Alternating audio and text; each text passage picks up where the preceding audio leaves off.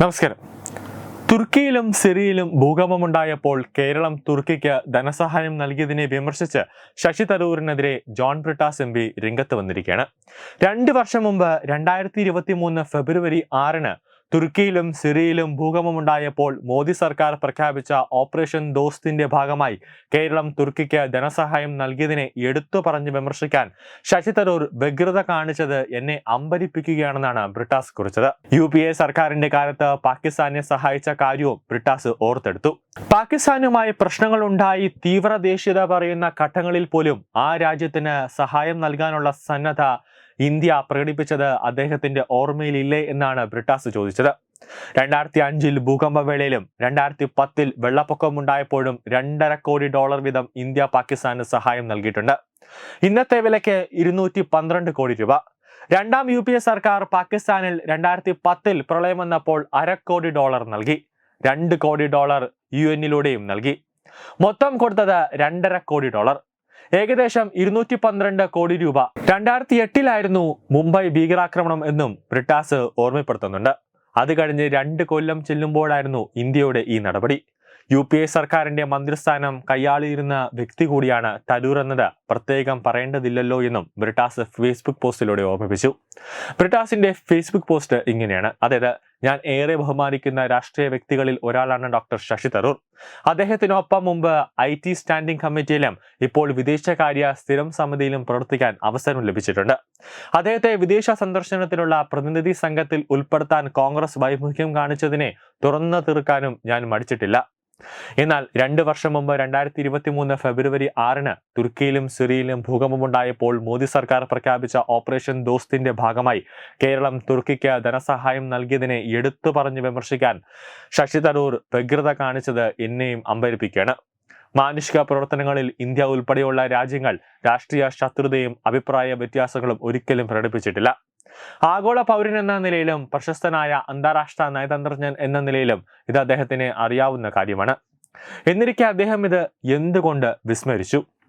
പാകിസ്ഥാനുമായി പ്രശ്നങ്ങളുണ്ടായി തീവ്ര ദേശീയത പറയുന്ന ഘട്ടങ്ങളിൽ പോലും ആ രാജ്യത്തിന് സഹായം നൽകാനുള്ള സന്നദ്ധ ഇന്ത്യ പ്രകടിപ്പിച്ചത് അദ്ദേഹത്തിന് ഓർമ്മയില്ലേ? 2005 ഭൂകമ്പവേളയിലും 2010 വെള്ളപ്പൊക്കമുണ്ടായപ്പോഴും $2.5 കോടി വീതം ഇന്ത്യ പാകിസ്ഥാന് സഹായം നൽകിയിട്ടുണ്ട്. ഇന്നത്തെ വിലയ്ക്ക് 212 കോടി രൂപ. 2014 ജമ്മു കാശ്മീരിലും പാകിസ്ഥാനിലെ പഞ്ചാബ് പ്രവിശ്യയിലും വെള്ളപ്പൊക്കമുണ്ടായപ്പോൾ പാകിസ്ഥാന് സഹായം നൽകണമെന്നാണ് ഇന്ത്യ പ്രഖ്യാപിച്ചത്. 2022 പാകിസ്ഥാനിലെ 1/3 ഭാഗവും വെള്ളത്തിനടിയിലായപ്പോഴും വെള്ളപ്പൊക്കത്തിലും ഇന്ത്യ സഹായ പ്രഖ്യാപനം നടത്തി. തരൂർ ഒരിക്കലും മറക്കരുതാത്ത ഒരു കാര്യമുണ്ടായിരുന്നു. അദ്ദേഹത്തിന്റെ പാർട്ടി നയിച്ച രണ്ടാം UPA സർക്കാർ പാകിസ്ഥാനിൽ 2010 പ്രളയം വന്നപ്പോൾ $0.5 കോടി നൽകി. $2 കോടി UN നൽകി. മൊത്തം കൊടുത്തത് $2.5 കോടി.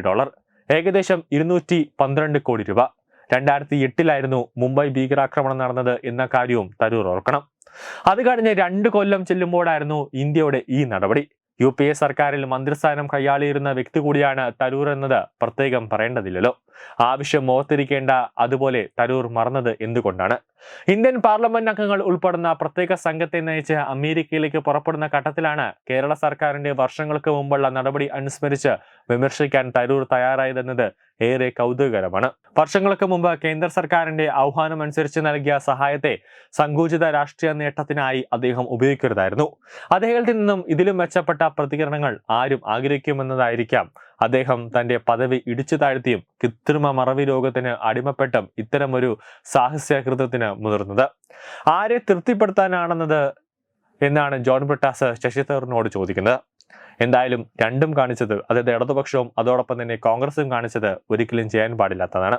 കാരണം തുർക്കിയെ പോലുള്ള രാജ്യം നമ്മുടെ കയ്യിൽ നിന്ന്, കേരളത്തിൽ നിന്നും ഫണ്ട് വാങ്ങിച്ചിട്ട് നമ്മുടെ രാജ്യത്തിന് എതിരായിട്ട് തന്നെ തുർക്കി പ്രവർത്തിച്ചു.